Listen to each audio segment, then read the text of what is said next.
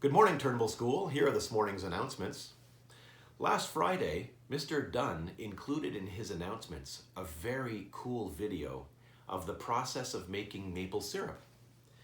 So today, I thought I would share with you a secret family recipe on how to make cottage pancakes. This is a recipe that my father gave to us before he passed on. So let's go to the kitchen and learn how to make cottage pancakes. All right, here we are. I've got all my ingredients laid out in front of me, and I've got my recipe as well. This recipe is actually written in my dad's handwriting, so this is going to be exactly like the cottage pancakes tasted when we were at the cottage. Here we have 2 cups of flour. I'm going to put the flour into the bowl first. Followed by the flour, I have half a teaspoon of salt. Half a teaspoon of salt. Now my dad always said that the baking powder was very important, and we've always used magic baking powder for our pancakes. So I've got 4 teaspoons of magic baking powder and 1 tablespoon of sugar. I'm going to mix up these dry ingredients really well. He always said it was very important to make sure all the dry ingredients were well mixed. Now it's time for the liquid ingredients. So now we have the liquid ingredients in front of us here. I've got 2 eggs, a 1/4 cup of oil, 2 cups of milk, and if you like, you can add a little glug of vanilla in for flavor. Not mandatory, but a nice little touch. So first, we do this in 2 parts. We've got the 2 eggs. I'm going to add the 2 eggs to the bowl. There we go. And I will add the 1/4 cup of oil into the eggs. Once I've added that, before I add the milk, I'm going to stir this up.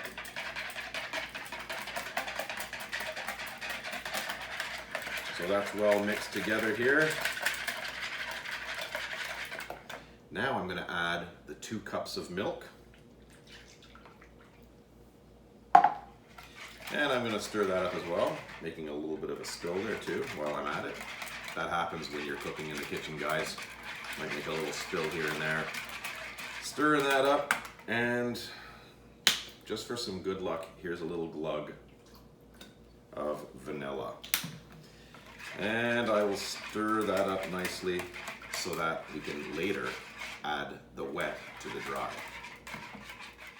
So I've got my wet ingredients here, and I've got my dry ingredients here. I'm going to add the wet to the dry, and you have to make sure you stir it up very well. You don't want a lumpy batter, so take the time you need to stir it up, and actually wait about 5-10 minutes or so and let it sit once you've mixed it up. So here we go, adding my wet to the dry.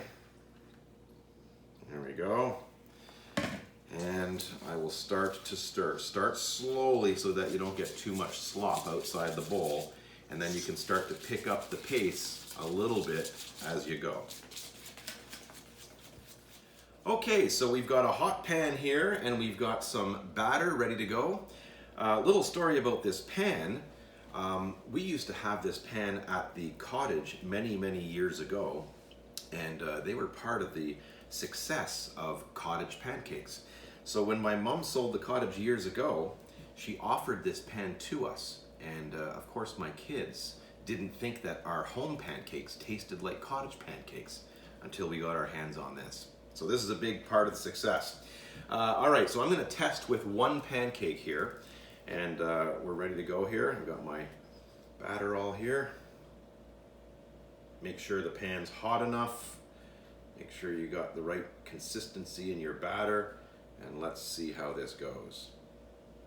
Now, if my camera daughter could come in a little closer to the pancake, what you'll start to see on the hot skillet is the bubbles will start to form. And once bubbles start to form on the pancake and pop, then you know you're not far from flipping your pancake over. So let's wait a few seconds here to see if we get some bubbles popping. I can see some bubbles forming there, and you can see they're starting to pop.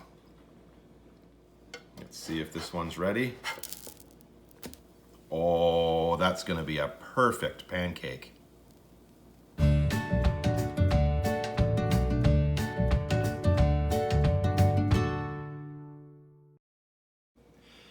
Here we have it. Now, if you happen to have a bottle of Mr. Dunn's liquid gold, these would be called Turnbull School pancakes. But without his syrup, we'll call them cottage pancakes. Enjoy. Now, I hope you enjoyed the recipe on cottage pancakes and that you have a chance to try them out at some point. But before I end my announcements this morning, I'd like to take this opportunity to address the parents who are listening to this announcement video this morning. And I'd like to offer you a sincere thank you. Thank you for everything that you're doing to help with your child's learning while at home. You're logging into computers, you're printing out material, you're having your children watch video lessons online, and this can be stressful because in addition to all of that, you're also working from home and you're managing your families. And we understand that it is a lot, and especially at this challenging time in the world, we understand that it can be stressful. So thank you from the bottom of my heart on behalf of Mr. Reed, Mr. Dunn, and myself, as well as the staff at Turnbull School. We thank you for everything that you're doing.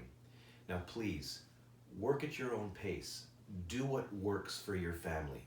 These learning opportunities are intended to be activities that give some normalcy to the children. There is no formal evaluation going on. The evaluation is informal. However, some of what they're doing will be material that they would have otherwise done while at school these past couple of weeks. But we want to thank you for formatting everything, for making sure that they're doing the work, and we appreciate it.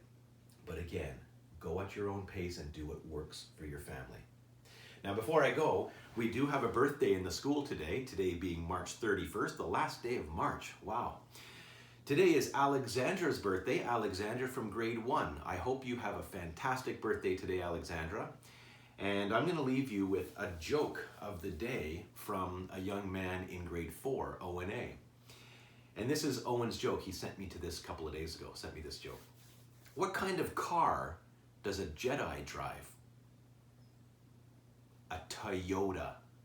A Toyota. Those are all my announcements for this morning. Have a great day.